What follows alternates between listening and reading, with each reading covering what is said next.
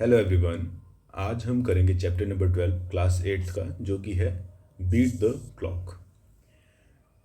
यहाँ पे आप एक फ़ोटो देख सकते हो और इस फोटो में आप नोटिस करोगे कि एक वॉच को, एक क्लॉक को एक ह्यूमन रेस में हरा देता है।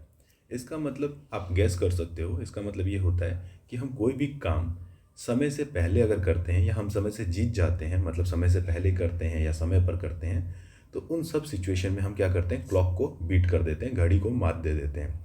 एक तरह से एक ये इडियम है और कई सारे इडियम हैं जो मैं आपको धीरे धीरे क्लासेस में बताऊंगा। चलिए अब लाइन बाय लाइन चीज़ों को पढ़ते हैं और मीनिंग समझने की कोशिश करते हैं चैप्टर की। Beat the clock suggest that you finish your work before a particular time. Beat the clock का मतलब ये होता है कि आप किसी काम को समय से पहले कर लेते हैं, निश्चित समय से पहले कर लेते हैं। जो भी टाइम आपको मतलब कहा हो कि मैं 10 बजे तक ये काम कंप्लीट कर लूँगा, तो आप 10 बजे से पहले उस काम को कंप्लीट कर लेते हो। इस तरह की चीज़ें। That could also mean that you are punctual. और कोई इंसान अगर समय पे काम करता है तो उसे हम क्या कहते हैं, पंचुअल कहते हैं। So as long as you are at school you are expected to do everything as per time table. तो उम्मीद की जाती है कि जब भी आप स्कूल में रहते हो, जितने देर तक आप स्कूल में रहते हो, आप सब कुछ टाइम टेबल के अकॉर्डिंग करोगे। जैसे आपके स्कूल में पीरियड वाइज चीज़ें डिवाइडेड होती हैं। फर्स्ट पीरियड में हिंदी है तो आप हिंदी पढ़ोगे, सेकंड में इंग्लिश है तो इंग्लिश पढ़ोगे। तो आप टाइम टेबल के अकॉर्डिंग ही चीज़ें करते हो। Discuss why it is important to do everything in school according to time. आप आपस में डिस्कस कर सकते हो कि स्कूल में सब कुछ टाइम टेबल के अनुसार क्यों होना चाहिए। और इसका जो भी आंसर है आप कमेंट सेक्शन में लिख सकते हो, या फिर जब हम क्लास में डिस्कस करेंगे तो अपने विचार मुझे बता सकते हो। नाउ हम चैप्टर को लाइन बाय लाइन रीड करेंगे और ट्राई करेंगे कि मीनिंग को समझ सकें।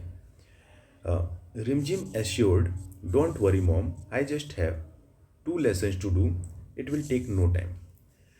रिमझिम जो है वो मम्मी पाप अपने कहाँ गया, हाँ, अपनी मॉम को दिलासा देती है। आई मीन क्या बोलते हैं, एश्योर्ड मतलब करती है, भरोसा दिलाती है कि अरे मम्मी परेशान मत हो, मुझे बस 2 चैप्टर करने हैं और कोई टाइम नहीं लगेगा, फटाफट हो जाएगा।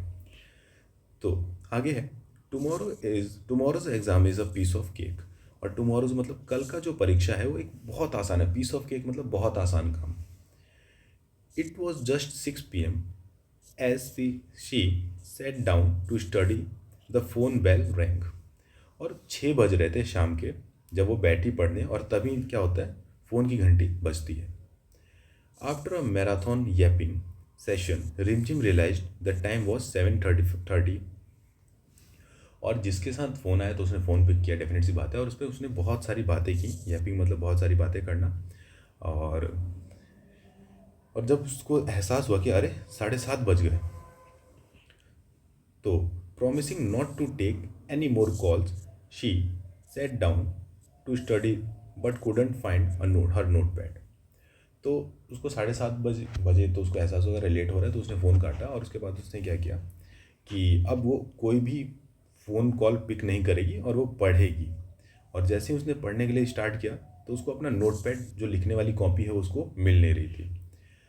Another half an hour down the drain. और कॉपी खोजने में आधा घंटा व्यर्थ हो गया। डाउन द ड्रेन मतलब पानी की तरह, नाली में जैसे चीज़ें बह जाती हैं या फिर पानी में चीज़ें बह जाती हैं, उसी तरह कहना कि मतलब आधा घंटा बह गया, बर्बाद हो गया। By then it was dinner time. और अब 8 बज चुके हैं, क्योंकि 7:30 प्लस आधा घंटा 8 बज गए। 8 बजे के आसपास क्या होता है कि खाना खाने का वक्त हो जाता है, डिनर का टाइम होता है। And by the time Rimjhim finally set down to study it was already 9। और जब वो रिमझिम पढ़ने के लिए बैठी तो 9 बज गए थे। Just an hour to go to before just an hour to go before bed time.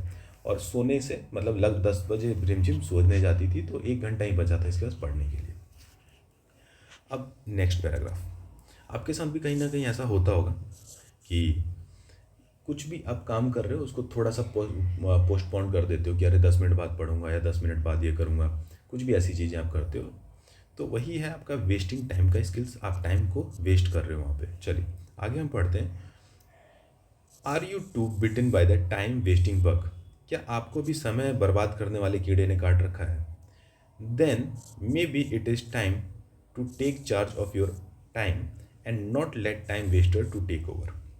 तो ये समय आ चुका है कि आप अपने समय का ख्याल खुद रखें और जो चीज़ें आपकी समय में व्यर्थ करती हैं उनको आप अपने ऊपर हावी होने ना दें। To get most from all you do you need to be in control of your time. तो आपको मोर प्रोडक्टिव होने के लिए, ज़्यादा प्रोडक्टिव होने के लिए क्या करना पड़ेगा कि जो भी आप करते हो अपने समय का ख्याल रखना पड़ेगा। Now the proper organization and planning can help avoid wasting time. अगर हम प्रॉपर ऑर्गेनाइजेशन करें, चीज़ों को ऑर्गेनाइज करें या फिर प्रॉपर प्लान करें तो हम टाइम वेस्ट करने से बच सकते हैं। Spend few minutes daily to chart a system for your notes, homework etcetera. रोज़ आप कुछ क्या करो कि कुछ समय आप प्लानिंग बनाओ कि आपको कितने बजे क्या करना है, कितने देर में आप कौन सा काम कर सकते हो। Make sure you write notes in right notebook to avoid wasting time in looking for them. और आप कोशिश करो कि एक खास कॉपी में ही इनको लिखो जिसे आपको ढूंढना या कैरी करना आसान होता हो। If you keep your notes neatly and leave space for extra notes to be written later you could avoid rewriting them unless you use that as a form of revision। बेहतर ये होगा कि आप जो भी notes बनाओ उसमें थोड़ा थोड़ा गैप छोड़ो, ताकि अगर आपको बीच में कुछ बातें जोड़नी भी हैं तो आप उसे जोड़ सकते हो। इससे क्या होगा कि आपका समय बचेगा और आपको बहुत ज़्यादा मदद मिलेगी। Telephone calls are another time wasters. जो आपके फ़ोन कॉल आते हैं वो भी बहुत ज़्यादा टाइम वेस्ट करते हैं। आप घर में नोटिस करोगे मम्मी के, पापा के कई सारे कॉल आते हैं जिससे वो खाना बनाने में कई बार नमक डालना भूल जाती हैं, कभी कुछ डालना भूल जाती हैं। पापा भी ऐसे ही होता है कि रोज़ कभी कॉल आ गया तो कुछ काम करना था तो वो डिले हो गया, लेट हो गया ऑफिस के लिए या फिर जो भी काम के लिए। तो जो टेलीफोन कॉल्स हैं they are another time wasters, इनसे भी टाइम बर्बाद होता है। It will help if you set particular time to speak over the phone. आपके लिए अच्छा तब होगा या आपको मदद तब मिलेगी जब आप कोई टाइम दिन में फिक्स कर लो कि मैं रोज़ रात को 8 से 9 ही फ़ोन पे बात करूँगा या करूँगी, या फिर कोई भी एक टाइम अगर आप फिक्स कर लेते हो तो वो आपके लिए बेनिफिशियल होगा, फ़ायदेमंद होगा। Request your friend to call you up only then. और हाँ, जो आपने समय फिक्स किया है आप अपने दोस्त को बता दो कि भाई इतने बजे ही मुझे कॉल किया करो, otherwise I will not pick your call, नहीं तो अन्यथा मैं आपकी कॉल पिक नहीं करूँगी। If you are in between course, request your folks and servants to tell the wait a second. Tell your caller you will call later। अगर आप किसी घर के काम में बिजी हो या कुछ भी ज़रूरी काम कर रहे हो तो जो भी आपके दोस्त हैं उनका कॉल पिक करो और उन्हें, जो भी आपके दोस्त हैं या फिर जो भी आपके साथी हैं या फिर जो आपके नौकर चाकर हैं जो भी हैं आपके साथ, तो अब उन्हें कहो कि मैं तुम्हें कॉल थोड़ी देर बाद में करूँगा। But make sure you call up after the task lest you have an upset friend the next day। मगर हाँ, इस बात का ध्यान रखो कि आप उन्हें बाद में कॉल ज़रूर करो, नहीं तो अगले दिन आपके पास एक अपसेट मतलब उदास या फिर आपसे गुस्सा या नाराज़ एक दोस्त होगा, क्योंकि आपने उसे बोला था कि मैं कॉल करूँगा और आपने उसे कॉल नहीं की। Next, try to keep your study table clutter free. Have a fixed place for your textbook, notebook, diary, stationery। Also keep clearing your desk of all rough notes or old magazines। This way you won't have to waste time rummaging through a debris before finding what you need। तो जो भी आपका table है उसको clutter free रखें, मतलब उस पर चीज़ें अस्त व्यस्त ढंग से ना रखें और हर चीज़ों की एक जगह रखें। जैसे न्यूज़पेपर आपको यहाँ रखना है, मोबाइल यहाँ रखना है, यहाँ पे आपको पुरानी बुकें रखनी है, यहाँ पे आपको नई बुकें रखनी है, जो भी है आप उसको क्या करें, अरेंज करें काफ़ी अच्छे तरीके से। और अपने जो डेस्क या फिर जो आपका अलमीरा है उसको काफ़ी ज़्यादा क्लटर फ्री रखें और काफ़ी ऑर्गेनाइज्ड रखें, चीज़ों को ढंग से रखें। इससे होगा क्या कि आपको जो चीज़ ढूंढनी है वो फटाक से बहुत जल्दी ही मिल जाएगी। अदरवाइज़ आपको चीज़ों को बार बार ऐसे देख रहे हो आप, ये कि इसको कुछ ढूंढना है, इसने सारी चीज़ें बाहर फेंक रखी हैं, इस बंदे को कुछ चाहिए तो इसने सारी चीज़ें बाहर फेंक रखी हैं और फिर दोबारा इसको डालेगा भी इसमें, तो इसमें टाइम वेस्ट होगा ना। तो रेमेजिंग मतलब होता है कि किसी चीज़ को ढूंढने के लिए हम कई सारी चीज़ों को निकाल के फेंक देते हैं, इधर उधर करते हैं, फिर बहुत सारी चीज़ें हटानी पड़ती है किसी एक छोटी सी चीज़ को पाने के लिए, और इसमें काफ़ी टाइम वेस्ट होता है। Next, be firm about not letting other things interrupt you. हाँ, तो आपको सख्त होना पड़ेगा ताकि कोई बाकी चीज़ें आपकी जो चीज़ों आपके समय को व्यर्थ ना करें या फिर आपको परेशान ना करें। इधर stopping your train of thought और डिस्ट्रैक्टिंग यू, जो आपको डिस्ट्रैक्ट करें या फिर आपको रोकें, ऐसी चीज़ों से आपको बचना होगा।